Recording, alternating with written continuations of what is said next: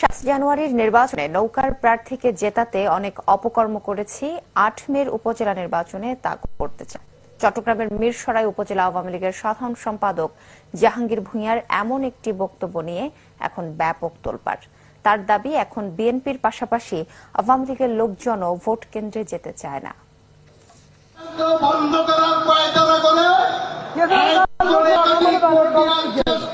আসন্ন উপজেলা নির্বাচনে প্রচারণার অংশ হিসেবে সোমবার বিকেলে মিরসরাইয়ের বড় তাকিয়ায় কর্মী সভা ছিল চেয়ারম্যান প্রার্থী শেখ আতাউর রহমানের।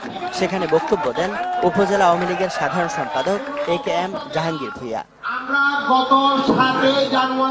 তিনি 7 জানুয়ারি অনুষ্ঠিত জাতীয় নির্বাচনের উদাহরণ টেনে বলেন, সেই নির্বাচনে নৌকার প্রার্থী মাহবুবুর রহমান রুহেলকে জেতাতে করতে হয়েছে অনেক অপকর্ম, কিন্তু 8 মের উপজেলা নির্বাচনে তেমন অপকর্ম আর করতে চান না।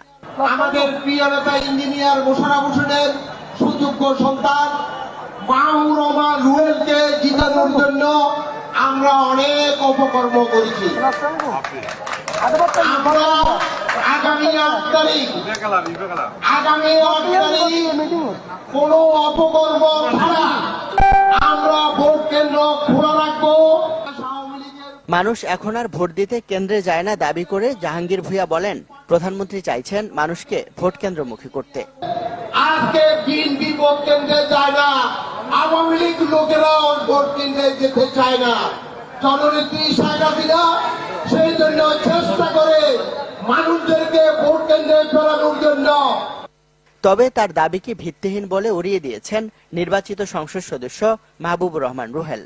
আমার দায়িত্বশীল মানুষের দায়িত্ব নিয়ে কথা বলা উচিত, এবং সে যদি বলে সে অপকর্ম করে থাকে তারপর তারই দোষ। তাকে তো অপকর্ম করার জন্য কেউ বলে নাই, আমি তো কাউকে বলি নাই অপকর্ম করার জন্য। সে যদি করে থাকে সে দোষী, তার তার শাস্তি হচ্ছে, অবশ্যই শাস্তি হচ্ছে।